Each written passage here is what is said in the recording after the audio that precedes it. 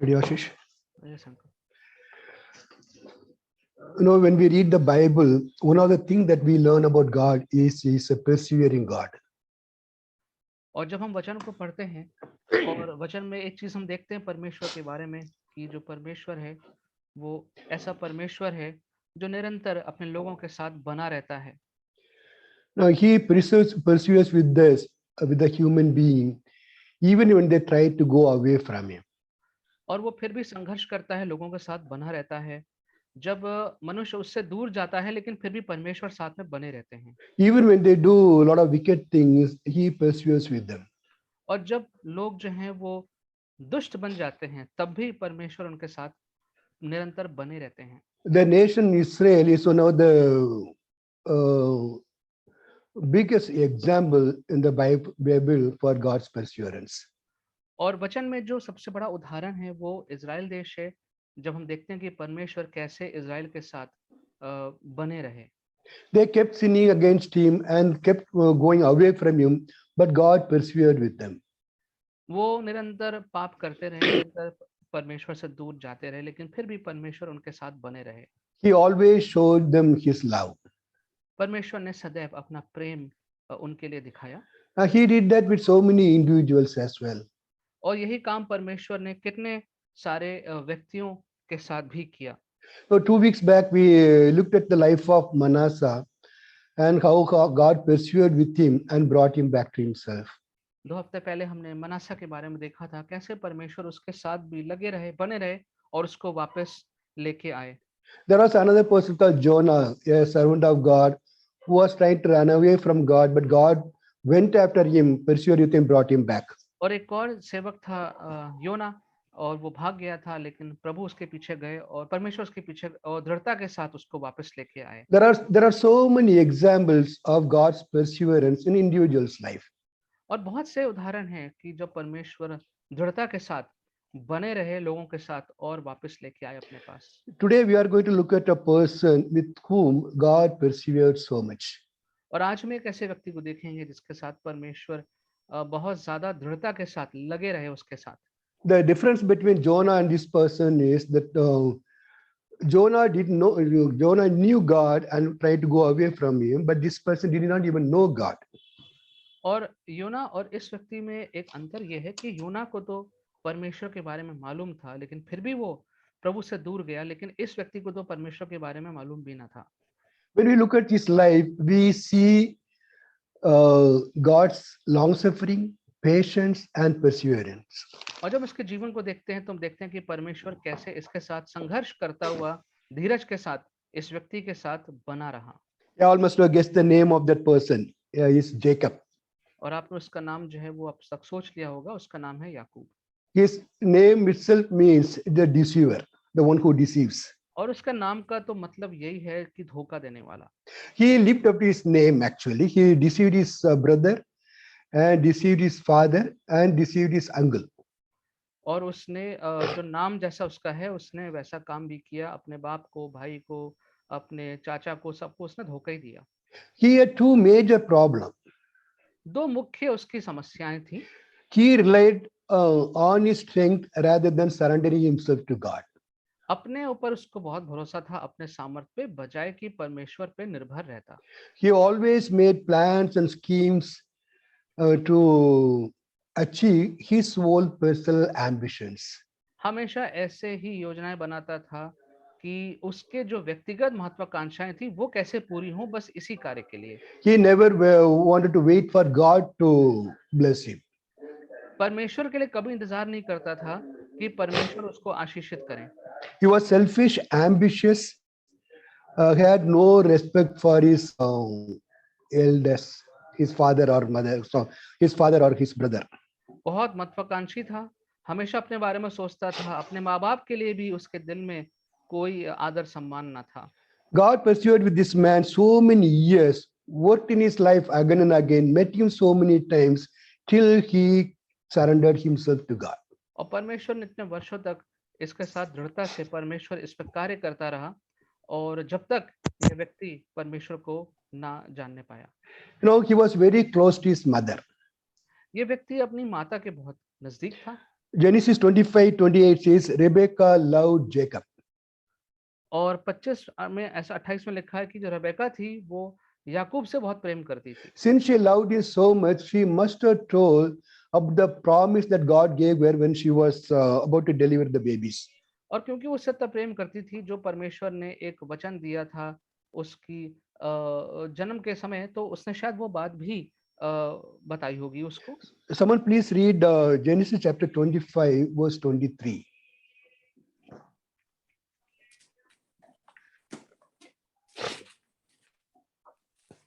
The Lord said to her, 2 nations are in your womb, and 2 peoples will be separated from your body, and one people shall be stronger than the other, and the older shall serve the younger.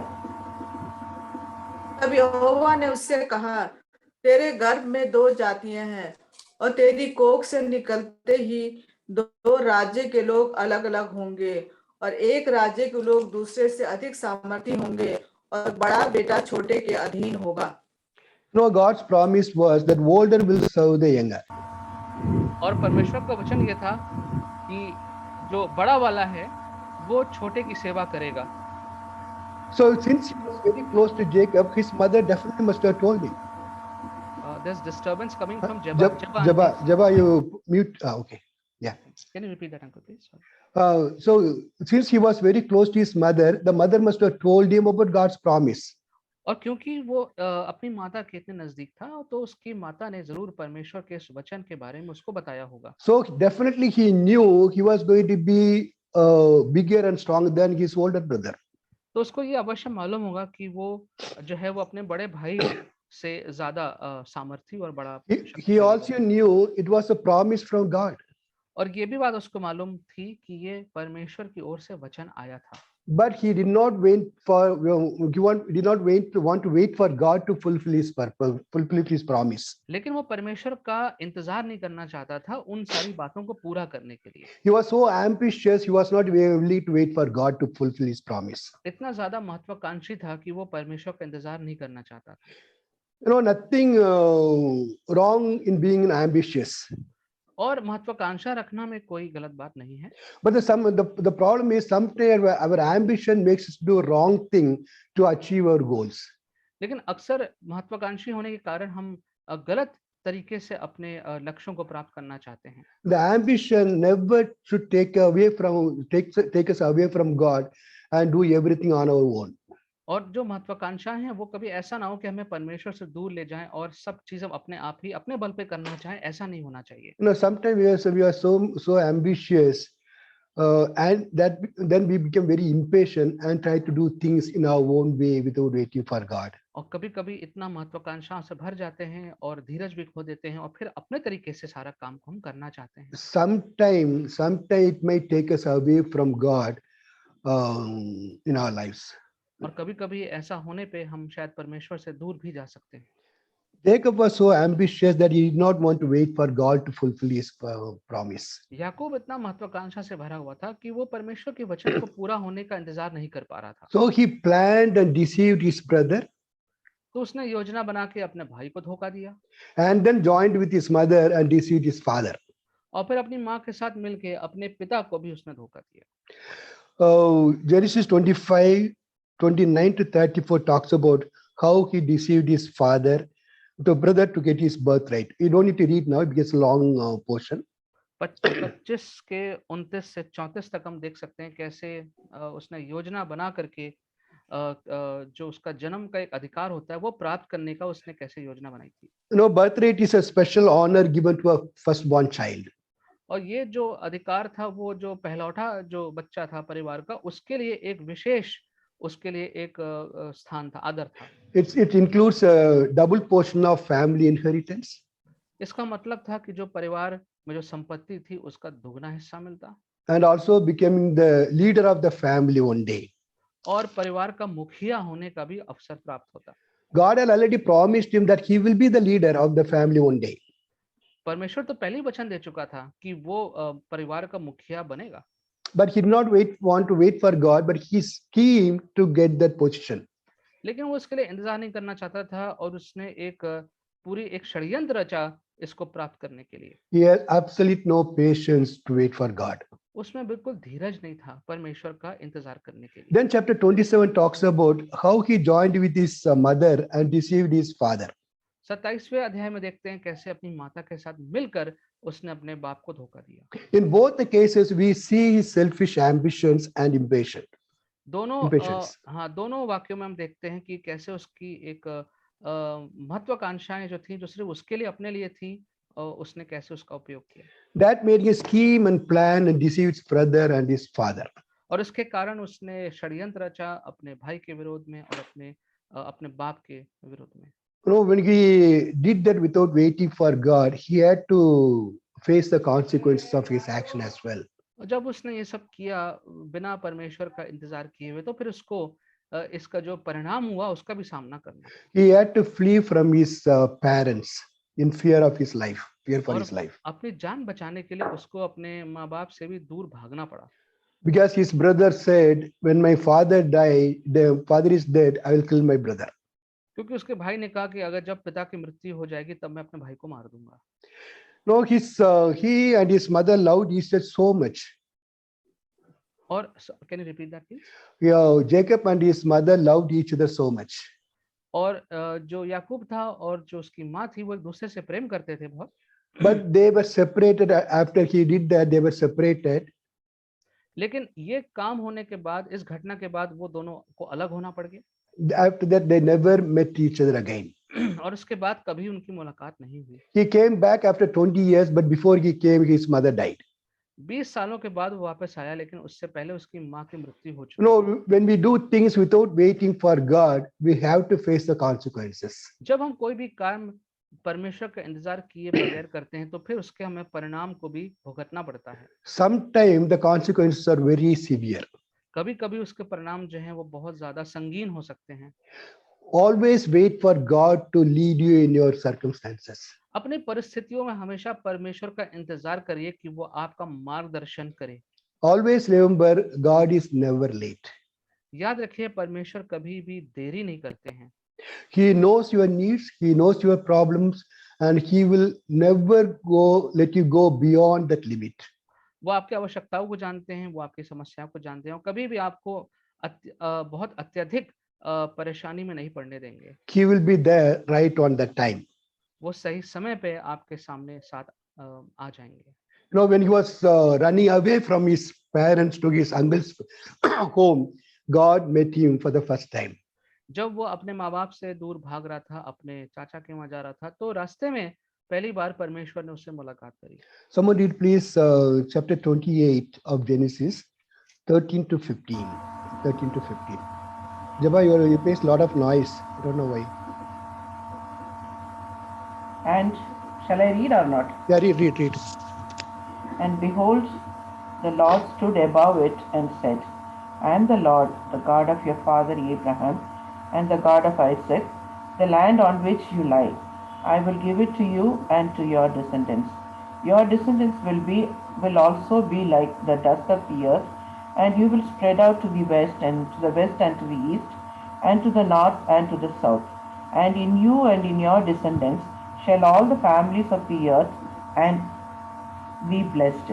Behold, I am with you and will keep you wherever you go, and will bring you back to this land. For I will not leave you until I have done what I have promised you.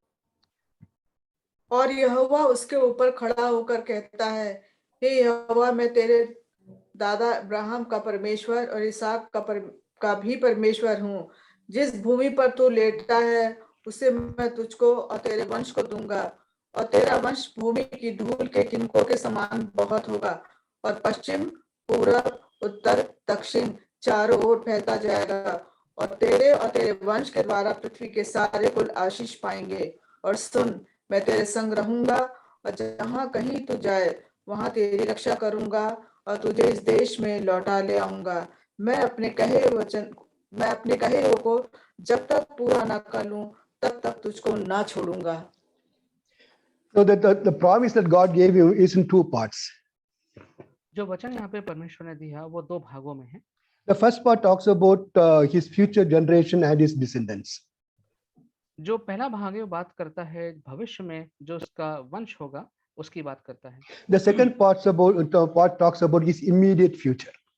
और जो दूसरा भाग है वो उसी समय में जो उसका आगे चीजें होने वाली हैं उसकी बात करता है। You know, in verse 14, he says, I am with you and I will watch over you and I'll bring you back to this land. 15वें पद में लिखा है कि मैं तुम्हारे साथ हूँ, मैं तुम्हारी निगरानी कर रहा हूँ और तुमको वापस लेके आऊंगा इस जमीन पे, I will not leave you until I have done what I have promised you. और जो मैंने तुम्हारे साथ वाचा बांधी है उस तब तक वो पूरा ना हो जाए मैं तुम्हें छोड़ूंगा नहीं। This verse is the basis for our message today. और ये जो हमारा पद है ये आज के संदेश का आधार है I will not leave you until I have done what I have promised you. कि जब तक मैं उन बातों को पूरा ना कर दूं जिसका जो मैंने वचन दिया है तब तक मैं तुम्हें छोड़ूंगा नहीं। In a sense, God says, I am a persevering God. I will not let you go out of my hand until I finish what I promised you. और परमेश्वर यहाँ पे ये कह रहे हैं कि मैं दृढ़ संकल्प करके तब करके तुम्हारे साथ रहने वाला परमेश्वर हूँ, जब तक अपना वचन पूरा ना कर दूं मैं तुम्हें छोड़ूंगा नहीं। Now, God revealed himself to Jacob with a purpose. परमेश्वर ने अपने आप को याकूब के सामने प्रकट हुए एक कारण से, His purpose was mentioned in verse 14. और वो जो कारण था वो 14वें पद में हम देख सकते हैं All the people on the earth will be blessed through you and your offspring. कि तुम्हारे और तुम्हारे वंश के कारण पृथ्वी के सारे लोग आशीषित होंगे। God says, I chose you to be a blessing to others. परमेश्वर ने कहा कि मैंने तुम्हारा चुनाव किया है कि तुम औरों के लिए आशीष का कारण बनो। God gave the same purpose to his father and his grandfather as well. उसके पिता और उसके दादा को भी यही लक्ष्य वचन परमेश्वर ने दिया था। Now, God has revealed himself to all of us at a certain point of time in our lives. और परमेश्वर ने अपने आप को हम सबको दर्शाया है, प्रकट किया है कहीं ना कहीं हमारे जीवनों में। Because he revealed himself, you are able to know him. और क्योंकि उसने आपको प्रकट किया है, प्रदर्शित किया है, इसीलिए हम उसको जानते हैं। But he did it with the purpose. लेकिन साथ में उसने एक उसका लक्ष्य भी है। All of us have certain purpose in our lives. Yeah. हम सबके लिए हमारे जीवनों में कुछ ना कुछ लक्ष्य अवश्य ही है। He will not leave us until he fulfills that purpose in our lives. और जब तक वो योजना हमारे जीवन में पूरी ना हो जाए तब तक वो हमें छोड़ता नहीं है। So instead of living our lives on our own plans and schemes, तो बजाय इसके कि हम अपने जीवन को अपने ही योजनाओं के अनुसार जीवन व्यतीत करें, it is better to ask the Lord, Lord, what do you have for me? What is your purpose for me in my life? तो इससे अच्छा ये पूछना चाहिए कि परमेश्वर आप मेरे जीवन से क्या चाहते हैं, आपकी क्या योजना है मेरे जीवन के लिए। Am I walking according to your will and your purpose for me in my life? क्या मैं अपने जीवन में आपके इच्छा के अनुसार, आपकी योजना के अनुसार जीवन व्यतीत कर रहा हूं या नहीं? Live your life according to God's purpose. अपने जीवन को परमेश्वर के योजना के अनुसार व्यतीत करिए। And that is what we mean when we say live in the center of God's will. इसका मतलब होता है जब हम कहते हैं कि परमेश्वर का जो इच्छा है उसके एकदम बीच में, केंद्र में जीवन व्यतीत करें। None of us can say that God just brought me to live in this world. कोई भी ये नहीं कह सकते कि परमेश्वर मुझे बस ले आए ऐसे ही इस पृथ्वी में जीवन व्यतीत करने के लिए। God, we cannot even tell that God chose me without any purpose. और ये भी नहीं कह सकते कि परमेश्वर ने मेरा चुनाव तो कर लिया लेकिन मेरे जीवन में कोई योजना नहीं दी। Taking us to heaven is not his only purpose. और हमें स्वर्ग में लेके जाना एकमात्र लक्ष्य नहीं है जीवन का। When we are in the world, what we supposed to be doing, there is a purpose in it as well. और जब हम इस संसार में रहते हैं तो यहाँ पे हम क्या करेंगे उसमें भी एक योजना है परमेश्वर की। So ask the Lord to reveal his purpose for you in your lives. तो परमेश्वर से पूछें कि हमारे जीवन के लिए क्या योजना है उसकी। Now here we see Jacob was a deceiver and he did things that were not right in the sight of God. यहाँ पे हम देखते हैं कि याकूब जो है वो धोखा देने वाला है और ऐसी चीजों को करता है जो परमेश्वर की दृष्टि में ठीक नहीं है। Now actually running away from his brother, but still God met him and blessed him. और अब अपने भाई से वो दूर भाग रहा है लेकिन फिर भी परमेश्वर ने उसको ढूंढा और उसको आशीषित किया। But it did not mean that God approved all that he did. लेकिन इसका ये मतलब नहीं है कि परमेश्वर ने हर एक बात जो वो कर रहा था उसको सही ठहराया। It only shows God's patience and perseverance and love. ये सिर्फ ये दिखाता है कि कैसे परमेश्वर धीरज से भरा हुआ था, प्रेम से भरा हुआ था और तब करते हुए दृढ़ता से उसके साथ लगा हुआ था। God definitely blesses us in so many different ways.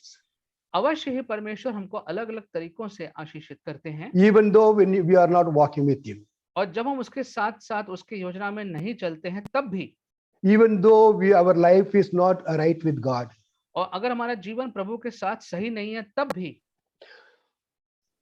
so His blessing does not mean that He approves all that we do. उसकी आशीषित हमें करने का मतलब ये नहीं होता है कि हर चीज जो हम जीवन में कर रहे हैं वो सही है। He's just being patient with us. He's just persevering with us. वो सिर्फ हमारे साथ धीरज रखे हुए और तप करते हुए दृढ़ता से हमारे पीछे लगे हुए हैं। He's just waiting for us to change someday. वो इंतजार कर रहे हैं किस दिन हम अपने जीवन को बदलेंगे।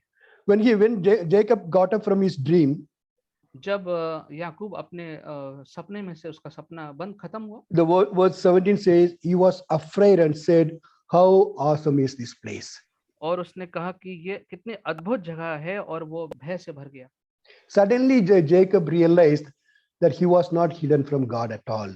और उसने इस बात का उसको एहसास हुआ कि वो परमेश्वर से छिपा हुआ नहीं है। He realized that God has seen all that he did.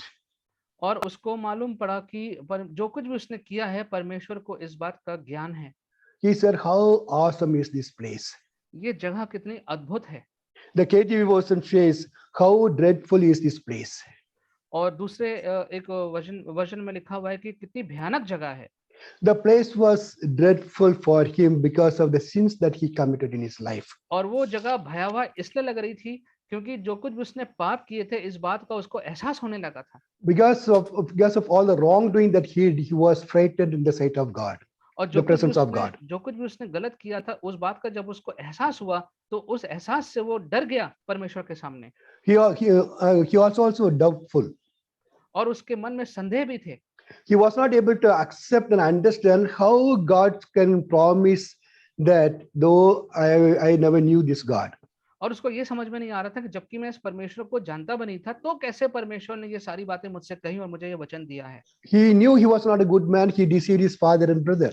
उसको मालूम था कि वो एक अच्छा पुरुष नहीं है, उसने अपने भाई को अपने बाप को उसने धोखा दिया है। How can a God be with me who is not really good?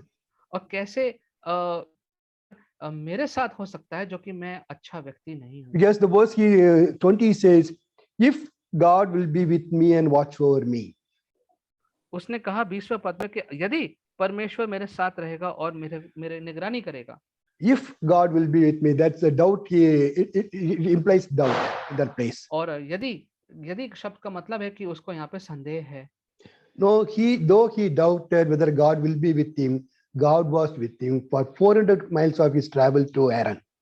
और उसको भले ही मन में संदेह था कि परमेश्वर साथ होगा कि नहीं, लेकिन 400 मील की यात्रा अरान तक परमेश्वर उसके साथ था। And he lived there for 20 years. 20 वर्ष तक वो वहां पे रहा। During this 20 years, Lord provided for him and protected him and blessed him. इन 20 वर्षों में परमेश्वर ने उसकी आवश्यकताओं की पूर्ति करी और उसको वहां पर संभाल के रखा और उसको आशीषित किया। Also taught him some more important lessons, some important lessons. और जीवन के कुछ और मूल्यवान सबक भी उसको सिखाए। Two major lessons that Lord taught him during his stay there in Haran. और हरन में जो 20 साल वहां पे रहे, वहां पे 2 सबक, मुख्य सबक उसको सिखाए। Number one, he taught him to wait. पहली बात जो उसको सिखाई वो था इंतजार करना। Then second one, he taught him to surrender himself to God. और दूसरी बात जो उसको सिखाई वो थी परमेश्वर के अधीन हो जाना। You know, at back home, he was in a hurry to get everything. जब वो घर पे था पहले तो हर चीज प्राप्त करने की उसको बड़ी जल्दी थी। He just planned and schemed and got all whatever he wanted. और सारी योजनाएं बना के षड्यंत्र रचा के जो भी उसको प्राप्त करना चाहता था वो प्राप्त करना चाह रहा था। He didn't want to wait for anything. वो किसी भी बात के लिए इंतजार नहीं करना चाहता था। But in Haran, God blessed him with a man who was more crooked and deceitful than Jacob himself. लेकिन हैरान में परमेश्वर ने उसको ऐसी जगह पर जाने दिया जहां पे वो ऐसे व्यक्ति के साथ रहना था जो उससे भी ज्यादा और क्रूर व्यक्ति था और खराब व्यक्ति था। After working for a month, Laban, his uncle, asked him, should you work for me free since because you are my relatives. और एक महीना वहां रहने के बाद लेबान ने कहा उसे, क्या तुम मुफ्त में ही यहाँ पे रहोगे क्योंकि तुम मेरे रिश्तेदार हो? Jacob said, I would work for your younger daughter for 7 years. उसने कहा मैं आपकी छोटी बेटी के लिए मैं 7 वर्ष के लिए कार्य करूंगा। Laban immediately agreed. और लेबान इसके लिए राजी हो गया। But Laban knew in his heart he cannot give his younger daughter in marriage while the older daughter is still staying unmarried. लेकिन लेबान को ये मालूम था कि जब तक उसकी बड़ी बेटी अविवाहित है, साथ में रह रही, तो तब तक छोटी बेटी को विवाह नहीं दिया जा सकता। He hid that fact from Jacob and made him work for 7 years. ये बात उसने छुपा कर याकूब से 7 वर्ष तक उससे कार्य कराया। Now Jacob thought he was working for Rachel for 7 years. और याकूब को लगा कि वो रेचल के लिए 7 वर्ष के लिए कार्य कर रहा But है। as far as Laban is concerned, he was working for Leah, his older daughter. लेकिन लेबान के जो योजना थी, षड्यंत्र था, उसके अनुसार वो लिया के लिए काम कर रहा था। No, he made him work for 14 years for a girl whom he wanted to marry.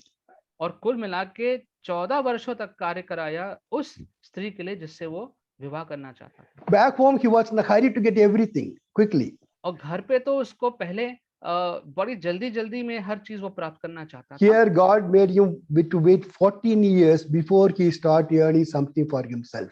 और यहाँ पर परमेश्वर ने उसको 14 वर्ष इंतजार कराया जिससे पहले कि वो अपने लिए कुछ कमा पाता। God was trying to teach him a precious lesson of waiting for God to bless him.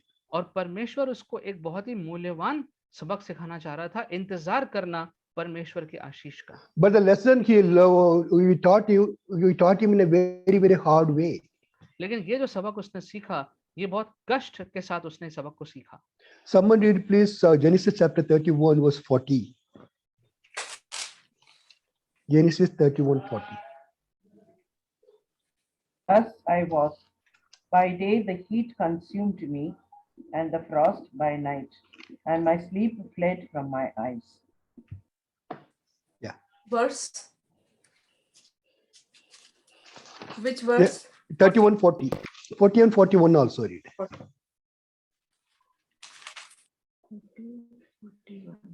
37.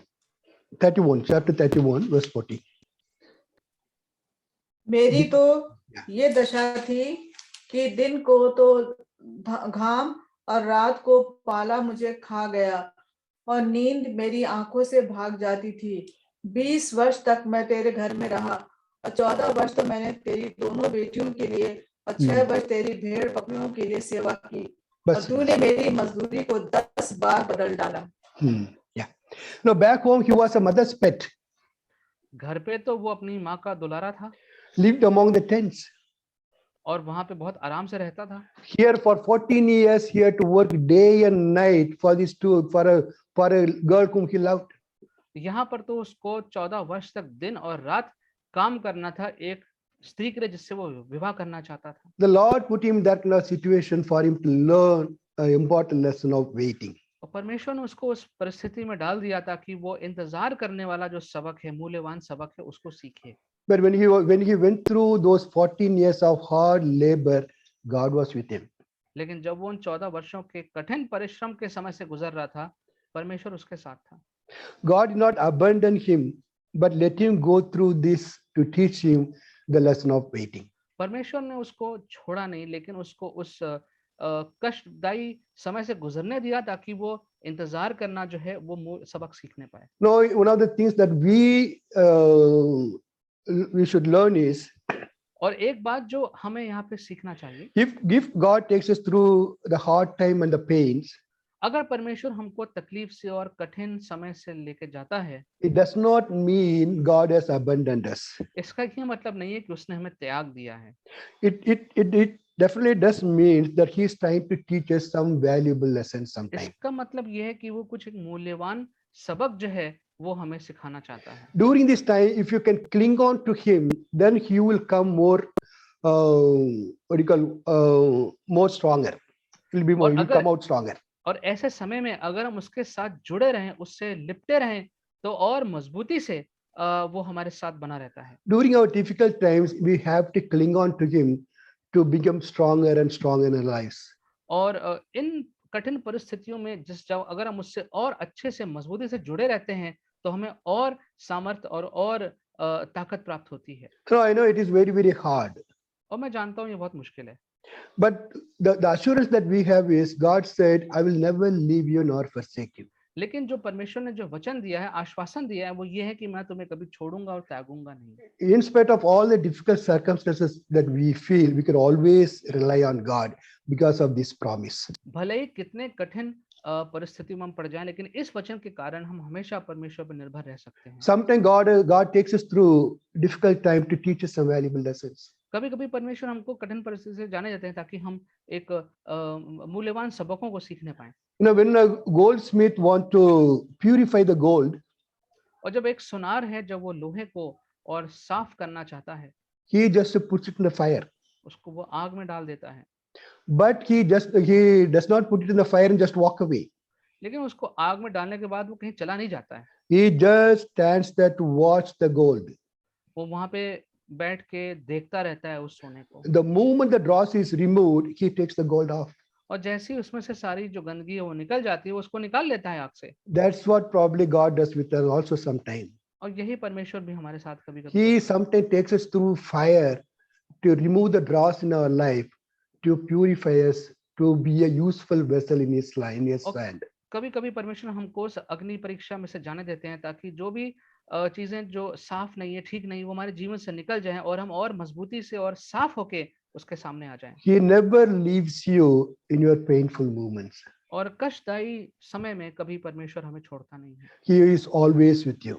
हमेशा हमारे वो साथ रहता है। Yeah, that is what His promise. I'll never leave you nor forsake you. यही उसका वचन है कि मैं तुम्हें कभी छोड़ूंगा नहीं, कभी त्यागूंगा नहीं। So here, in spite of all the hardship Jacob went through, God was with him. और यहाँ पर जितना भी कठिन परिस्थितियों से याकूब गुजरा, फिर भी परमेश्वर उसके साथ था। But the problem with Jacob was he never realized that God was with him. लेकिन जो याकूब था उसकी समस्या ये थी कि उसको कभी इस बात का एहसास ही नहीं होता था कि परमेश्वर उसके साथ है। And he never learned the lesson that God was trying to teach him. और जो भी परमेश्वर उसको सिखाना चाह रहे थे, वो उसने सबक कभी सीखा ही नहीं। No, if you don't believe that God is with you, you will never be able to learn that God wants to teach you. अगर आपको ये विश्वास ही नहीं है कि परमेश्वर आपके साथ है, तो जो परमेश्वर सिखाना चाह रहे हैं वो सबक भी कभी नहीं सीख पाएंगे। Always live in a conscience that God is with you. हमेशा इस बात का एहसास में जीते रहें कि परमेश्वर आपके साथ है। Because whatever problem, whatever situation you may be, because God's promise, He says, I am with you. I will never leave you until I have finished what I have promised you. और चाहे जो परिस्थितियां आ जाए, इस बात को हमेशा याद रखिए कि जो उसका वचन है कि मैं तुम्हें कभी छोड़ूंगा नहीं, वो अपनी बात को हमेशा आपके जीवन में पूरा करेगा। So in all our painful circumstances, we can believe that God is with me. तो इसलिए अपने सारे दुखदाई तकलीफ से भरे हुए परिस्थितियों में हम इस बात को विश्वास रखें कि परमेश्वर हमारे साथ है। Even after 14 years of hard labor and pain, Jacob did not learn the lesson that God wanted to teach him. लेकिन 14 वर्षों के तकलीफ के बाद भी, काम के बाद भी याकूब ने वो बात नहीं सीखी जो परमेश्वर उसको सिखाना चाहता। The moment he got a chance to earn his own wages, he went back to his old ways, to scheming and planning. और जैसे ही उसको मौका मिला कुछ और धन संपत्ति कमाने का, अपने पुराने तौर तरीकों पे वापस चला गया वो कमाने के लिए। For the next 6 years, both Laban and Jacob were trying to deceive each other. अगले 6 वर्षों तक लबान और याकूब एक दूसरे को षड्यंत्र रच रहे थे, धोखा दे रहे थे। Jacob was trying to get his wages from Laban by deceiving Laban. और याकूब जो था वो अपनी जो उसकी रोजी थी वो प्राप्त करना चाह रहा था धोखे से, लबान से। And Laban was trying to deceive Jacob by changing his wages. और जो लबान था वो उसकी रोजी, जो रोटी थी, जो पैसा था, उसमें बदलाव करके कुछ षड्यंत्र रच रहा था। During that short period of 6 years, Laban changed Jacob's wages for 10 times. और उन 6 वर्षों में लबान ने 10 बार याकूब की जो दिहाड़ी थी उसमें परिवर्तन कर दिया। Again, we see in the whole episode, Jacob trusted on his plan and on his schemes more than God.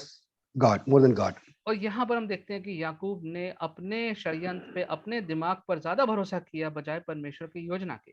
He trusted his abilities and he trusted in himself.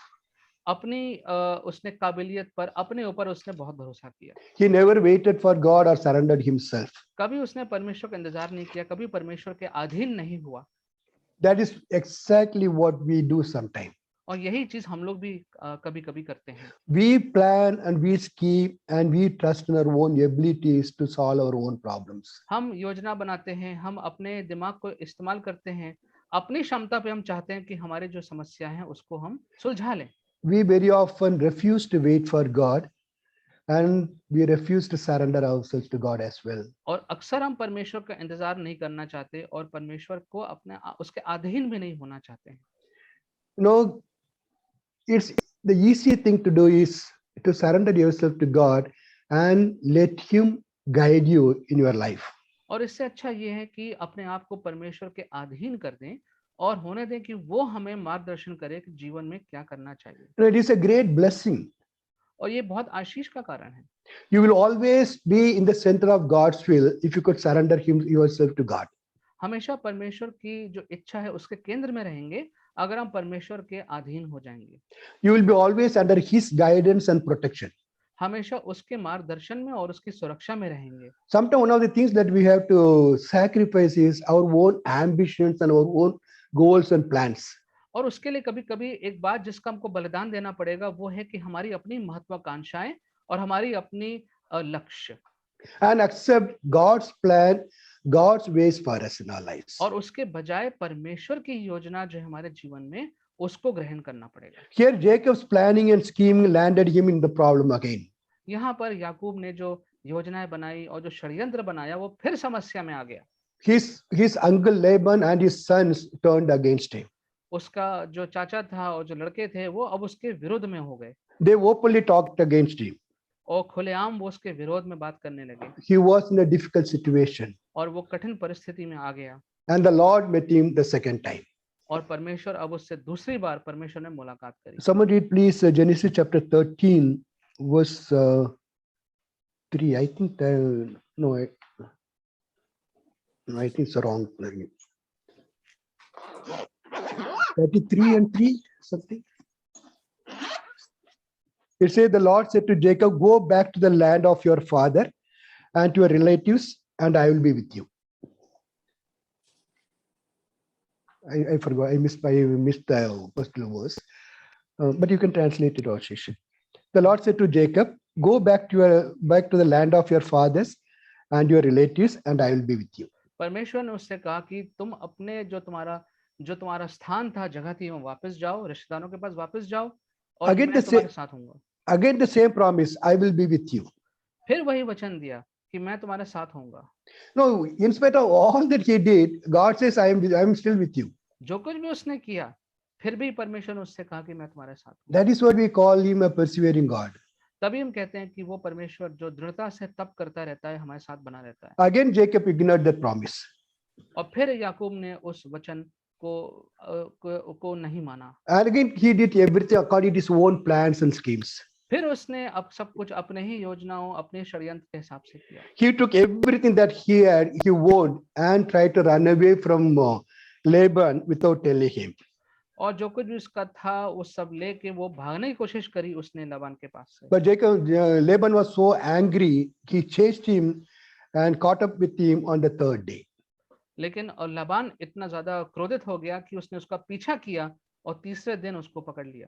So for all his schemings and plannings brought him nothing but troubles and troubles. और अब तक जितना भी योजना बना रहा था, षड्यंत्र कर रहा था, इससे उसको केवल समस्याएं ही मिली। He deceived his brother and father and had to run away from his family, and he never met his mother again.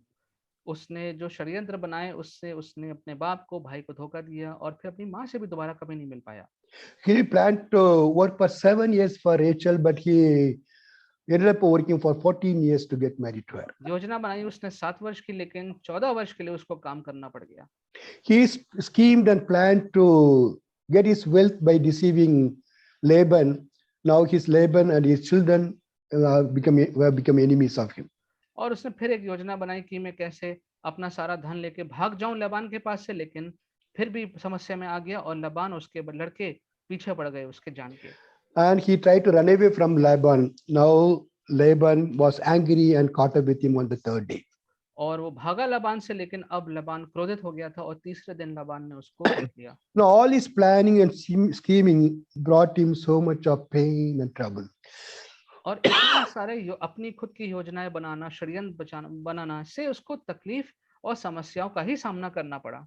But Jacob never learned his lesson till now. लेकिन अभी तक याकूब ने कोई इसमें सबक नहीं सीखा। He was still relying on his own scheming and planning. अभी भी अपने पुराने तौर तरीकों में षड्यंत्र करना, इन चीजों में लगा हुआ था। He was still relying so much on his own strength, did not surrender himself to God. अपने सामर्थ्य पे बहुत भरोसा कर रहा था, परमेश्वर को के अधीन वो नहीं हुआ। No, sometimes God tries to teach us some lessons, but we always try to hold on to our own plans, our own aims, our own ambitions. परमेश्वर हमें सिखाना चाहते हैं अपनी तरफ से, लेकिन हम अपने ही योजनाओं पे, अपने ही तौर तरीकों पे बने रहते हैं। We are very often hold on to our own ideas, not willing to surrender ourselves to God. और अपने ही विचारों में, अपने ही महत्वाकांक्षाओं में लगे रहते हैं, परमेश्वर के सामने हम अधीन नहीं होते हैं। Sometimes you have to just wait and ask the Lord, what you really want to teach me? Help me to learn it. और प्रभु के सामने कभी-कभी इंतजार करना चाहिए और उससे पूछें कि आप मुझे क्या सिखाना चाहते हैं। Now, do you know what happened when Jacob refused to surrender himself to God? क्या हुआ जब याकूब ने मना कर दिया कि प्रभु के सामने नहीं अधीन करेगा अपने आप को? Every time he encountered a problem, he was frightened and he lost his peace. और जब उसके सामने कोई समस्या आई तो उसका वो डर गया और उसने शांति को खो दिया। Someone read please Genesis 32 verse 7. Genesis 32 verse 7. And Jacob was greatly afraid and distressed, and he Yes. divided the people who were with him, and the flocks and the herds and the camels into two companies. Enough. Yeah. Hindi please. तब याकूब बहुत डर गया और संकट में पड़ा और ये सोचकर अपने साथियों के और भेड़ बकरियों के और गाय बैलों और ऊंटों के भी अलग अलग दो दल कर दिए। No, when he was on his way, he sent a messenger to tell his brother that he is coming to meet him. जब वो रास्ते में था तो उसने एक संदेश भेजा अपने भाई को कि मैं आ रहा हूं तुमसे मिलने। Immediately Esau took 400 men with him to meet Jacob. और उसका भाई जो था वो उससे मुलाकात करने के लिए 400 लोगों को साथ लेके आया उससे मुलाकात करने के लिए। When Jacob heard that Esau is coming with 400 men, he had great fear and distress. जब उसको पता लगा कि ईसाऊ 400 लोगों को लेके मिलने आ रहा है तो बहुत भय से भर गया।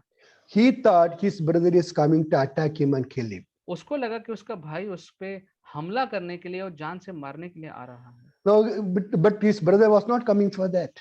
लेकिन उसका भाई ये करने के लिए नहीं आ रहा था। He came to hug him and kiss him. That's what we read in the scripture.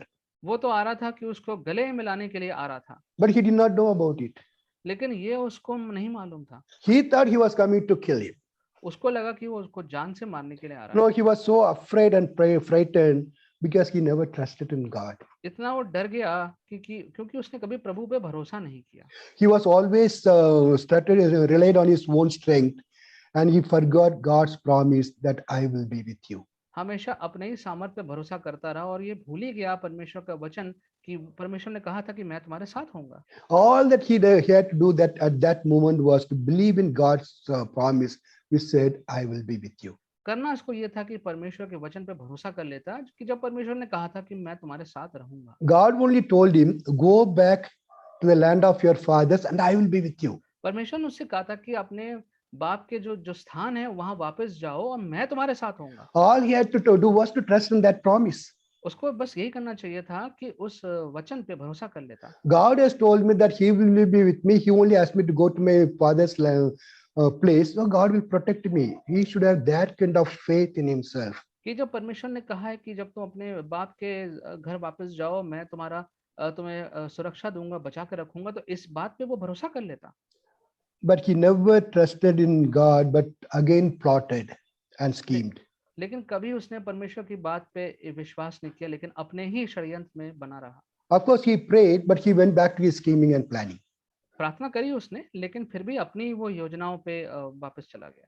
Then the Lord met him the third time. तीसरी बार फिर परमेश्वर ने उससे मुलाकात करी। No, so far God had been dealing with him in a spiritual way. अभी तक तो परमेश्वर उससे एक आत्मिक रूप से उससे मुलाकात कर रहे थे, बात कर रहे थे। For 20 years, he was dealing with him only on the spiritual level. और इस आत्मिक स्तर पर परमेश्वर 20 वर्षों से उसके साथ बातचीत कर रहे थे। Met him twice 2 बार उससे मुलाकात करी and tried to teach him so many lessons. और इतने सारे सबक उसको सिखाने चाहे Taught him lesson that he will depend upon God. और उसको ये भी बात सिखाना चाहिए कि वो परमेश्वर पे अपने आप को निर्भर कर दे। But Jacob did not trust or surrender himself to God. लेकिन ये याकूब ने उस पे ना भरोसा किया परमेश्वर पे, ना अपने को अधीन किया। He was still depending on his own strength and own wisdom. अपने ही अपनी बुद्धि पर और अपने ही सामर्थ्य पे भरोसा करता रहा। Only his wisdom told him that his brother is coming to attack him. उसी के सामर्थ्य ने कहा, उसी की बुद्धि ने उससे कहा कि उसका भाई तो उसको जान से मारने आ रहा है। But actually his brother was coming to kiss him and hug him. लेकिन असल में उसका भाई तो उससे गले मिलने के लिए आ रहा था। His wisdom misled him, but he still trusted in his own wisdom only. जो उसकी बुद्धि थी उससे वो मार्ग से भटक गया था, फिर भी वो अपनी बुद्धि पर ही भरोसा कर रहा था। He trusted his wisdom more than he trusted God. अपनी बुद्धि पे ज्यादा भरोसा कर रहा था बजाय कि परमेश्वर पे भरोसा करने। You know, so far God never touched him physically. अब तक तो उस परमेश्वर ने कभी उसको शारीरिक रूप से नहीं छुआ था। In spite of all his behaviors, God blessed him physically and protected him. अब तक जो भी उसका रवैया रहा था, परमेश्वर ने उसको फिर भी आशीषित किया था। He gave him good health and wealth. परमेश्वर ने उसको अभी तक अच्छा स्वास्थ्य और धन संपत्ति भी उसको Also had given him a big family. एक बड़ा परिवार भी दिया था। So Jacob actually thought he acquired everything with his own ability and with his own strength. तो याकूब को ऐसा लगने लगा कि ये सब चीजें जो उसको मिली हैं वो उसको अपने बलबूते पर ही मिली हैं। Till now he did not surrender himself to God. अब तक उसने परमेश्वर के सामने अपने आप को अधीन नहीं किया था। In the end, the Lord had to deal with him physically. अंत में परमेश्वर ने अब एक प्रत्यक्ष रूप से, शारीरिक रूप से उसका सामना करना पड़ा To break his self-will. ताकि जो अपने पिता वो आत्मनिर्भर है उसको तोड़ने के लिए। Someone please read Genesis 32, 24 to 26. 24 to 26, 32, chapter 22. Then Jacob was left alone, and a man wrestled with him until daybreak. When he saw that he had not prevailed against him, he touched the socket of his thigh. So the socket of Jacob's thigh was dislocated while he wrestled with him. Then he said, "Let me go, for the dawn is breaking." But he said, "I will not let you go unless you bless me." Yes, Hindi, please. और याकूब आप अकेला रह गया। तब कोई पुरुष आकर पांव फटते तक उससे मल्लयुद्ध करता रहा। जब उसने देखा कि मैं याकूब पर प्रबल नहीं होता, तब उसकी जान की नस को छुआ और याकूब की जान की नस उससे मल्लयुद्ध करते चढ़ गई। तब उसने कहा, मुझे जाने दे, क्योंकि भोर होने वाला है। याकूब ने कहा, जब तक तू मुझे आशीर्वाद ना दे, तब तक मैं तुझे जाने ना दूंगा। No, God was wrestling with him the whole night. पूरी रात परमेश्वर के साथ उसका युद्ध हो रहा था। Because even on the physical level, Jacob was resisting God. और यहाँ पर एक शारीरिक रूप से भी जो याकूब था वो परमेश्वर से युद्ध करते हुए विरोध कर रहा था। You know, God could have touched his socket of his hip the moment he started wrestling with him. और जिस वक्त वो युद्ध शुरू हुआ तो शुरुआत में ही परमेश्वर उसकी उस नस को छू सकते थे। But God waited till the break of the day. लेकिन परमेश्वर ने सुबह होने तक का इंतजार किया। You know, God is a long-suffering and persevering God. परमेश्वर जो है वो दृढ़ संकल्प परमेश्वर है। In the end, God had to break Jacob's strength अंत में परमेश्वर को उसके याकूब के जो ताकत थी उसको तोड़ना पड़ा, so that he would rely on God's strength. ताकि तब वो परमेश्वर के सामर्थ्य पे भरोसा करना सीखे। God touched the socket of his hip परमेश्वर ने उसके जांघ की नस को छुआ and he started limping. और फिर वो लंगड़ाने लगा। Now his physical strength is gone. अब उसकी जो शारीरिक ताकत थी वो जा चुकी थी। Jacob no longer had a strength to fight with his brother who is coming with 400 men according to him, 400 men to kill him. और अब याकूब के पास तो ताकत ही नहीं बची थी कि जो उसका भाई आ रहा है जैसा वो सोच रहा है लड़ाई करने के लिए, तो लड़ाई कैसे करेगा अब वो? So far, he relied so much on his own strength. अब तक तो वो अपने ऊपर ही इतना भरोसा कर रहा था। Now he lost his strength and he was in a place he could not go anywhere. और अब वो अपने शरीर की ताकत को भी खो चुका था और वो कहीं भी जाने लायक भी नहीं था। Now he had to rely on God. अब तो उसे परमेश्वर पर ही भरोसा करना था। His physical strength is gone, उसकी शारीरिक ताकत जा चुकी थी and mentally he was so distressed. और मानसिक रूप से वो इतना ज्यादा घबराया हुआ था। He lost his both mental and physical strength to face the fight.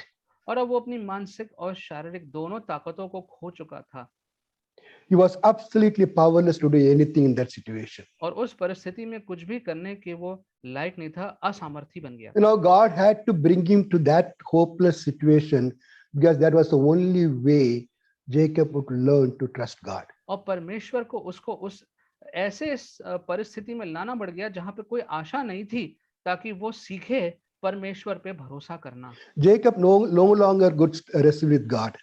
परमेश्वर याकूब अब परमेश्वर के साथ और युद्ध नहीं कर पाया। He started clinging on to God. अब वो परमेश्वर पे आश्रित होने लगा He says, I will not let you go unless you bless me. और उसने कहा कि अब मैं तुझे जाने नहीं दूंगा जब तक तू मुझे आशीषित ना करे। Then the Lord asked him, what is your name? परमेश्वर ने उससे कहा कि तुम्हारा नाम क्या है? He said, I am Jacob, the deceiver. उसने कहा कि मैं याकूब हूँ जो छल करने वाला है। God said, you will no longer be called Jacob, the deceiver. You will be called Israel, the prince of God, means the prince of God. और परमेश्वर ने कहा कि अब तुम्हारा नाम याकूब नहीं होगा छल करने वाला, लेकिन तुम्हारा नाम इजराइल होगा, यानी कि परमेश्वर का राजकुमार। No, God took 20 years to change this man. 20 वर्ष लगाए परमेश्वर ने कि इस व्यक्ति का जीवन बदलने पाए। God persevered with him. परमेश्वर ने उसके साथ दृढ़ संकल्प बना के रखा। So his perseverance comes out of his great love for us. और परमेश्वर का दृढ़ संकल्प जो है वो उसके विशाल प्रेम में से होके निकलता है। So what do we take home from this message today? तो इस संदेश से आज हम क्या बात सीखते हैं? Number one, पहली बात, God's blessing in our life does not mean that he approves all that we do. परमेश्वर के आशीष जो हम प्राप्त करते हैं जीवनों में, उसका ये मतलब नहीं है कि वो हमारे जीवन के हर एक बात से सहमत है। It only shows his perseverance and his love for us. उससे सिर्फ ये दिखता है कि वो हमसे कितना प्रेम करते हैं और वो दृढ़ संकल्प हैं। Don't measure your spiritual life according to the blessing that you have in your life.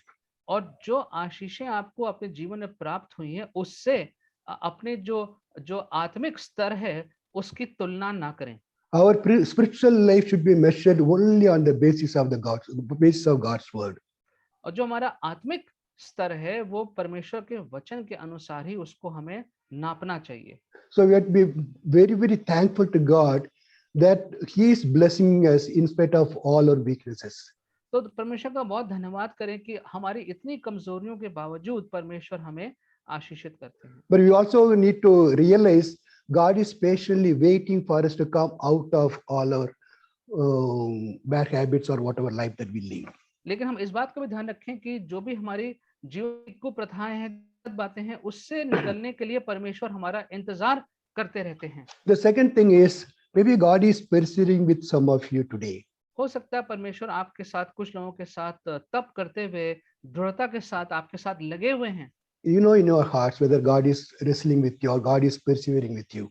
आप अपने जीवन में दिल में जानते हैं कि क्या कोई ऐसा कश्मकश, कोई ऐसा युद्ध आपका चल रहा है परमेश्वर के साथ। You know in your heart if you are resisting God in your life. और अगर आप अपने जीवन में परमेश्वर का विरोध कर रहे हैं तो वो आप अपने जीवन में जानते हैं। One thing you can be very clear is God is a persevering God. He is never is going to let you go. और एक बात जान लीजिए कि परमेश्वर जो है वो तप करने वाला हठी परमेश्वर है जो कभी आपको जाने नहीं देगा। He is never going to give up on you. वो कभी आपको त्यागेगा नहीं। No, surrendering is to His will is the answer to all your problems. और अपनी सारी समस्याओं का एक ही उसका जो निवारण है वो निवारण है कि अपने आप को परमेश्वर के अधीन कर। Some of you maybe God is asking you to surrender some particular thing that you are holding on. और हो सकता है परमेश्वर आपसे कह रहे हो कि कोई एक ऐसी बात है जिसको आप पकड़े हुए हैं, उसको आप छोड़ दीजिए। Maybe some of you God says, surrender your complete life to myself. हो सकता है कि किसी के लिए परमेश्वर कह रहा हो कि अपना पूरा जीवन मुझे समर्पित कर दो। Now, unless we surrender, God is not going to let us leave from His presence. He is not going to let us down. और जब तक हम Yeah. Yeah. जब तक हम ऐसा नहीं करेंगे तो परमेश्वर जो है वो हमें आगे can you repeat that uncle No, please? unless we surrender, He is not going to give up on us. और जब तक हम अपने आप को अधीन ना कर दें, वो हमारे साथ बना रहेगा, हट करता रहेगा। Surrendering is the only answer to many of our problems. और परमेश्वर के अधीन हो जाना ही एकमात्र निवारण है हमारे समस्याओं का। He says, I will not leave you until I have done what I have promised you. और उसने कहा कि मैं तुम्हें नहीं छोड़ूंगा, त्यागूंगा जब तक मैं पूरा ना कर दूं जो मैंने वचन दिया है। I will not leave you until I have accomplished my purpose in your lives. मैं तुम्हें नहीं छोड़ूंगा जब तक मैंने तुम्हारी जो योजना मैंने बनाई है उसको जीवन में तुम्हारे पूरा ना कर दूं, तब तक मैं नहीं छोड़ूंगा।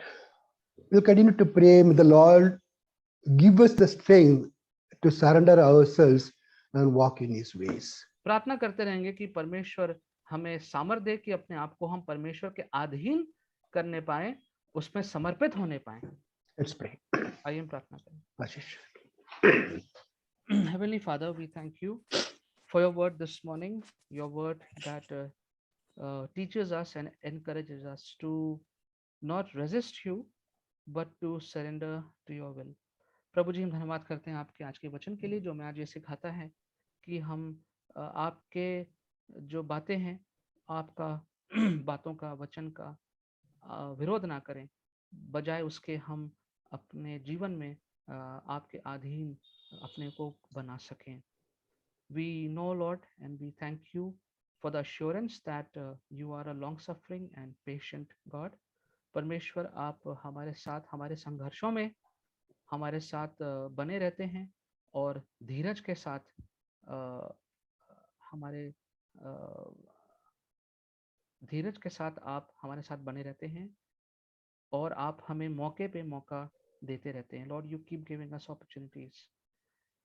We pray this morning, Lord, that especially for those who might be struggling for some reason or the other, you will draw them close to yourself. प्रभु जी, आज की सुबह यदि कोई ऐसे हैं जो संघर्ष कर रहे हैं किसी भी वजह से, उनको विशेष रीति से आप अपने नजदीकी में लेंगे।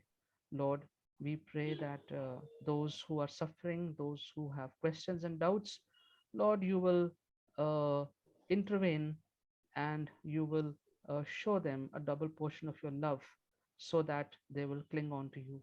परमेश्वर, जो लोग संघर्ष कर रहे हैं, परेशानी में हैं और असमंजस में हैं, उनको विशेष रीति से आप अपनी ओर खींच लेंगे और अपने प्रेम का दुगना और ज्यादा भाग उनके जीवन में उंडेल देंगे, ताकि वो आपके सामर्थ्य को अपने जीवन में देखने पाए। Help us, Lord, to continue to surrender ourselves to you, to continue to trust you for each and every moment of our future.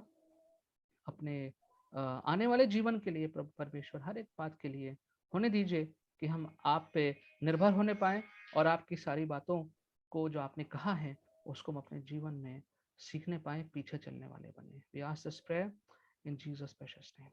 Amen. Amen.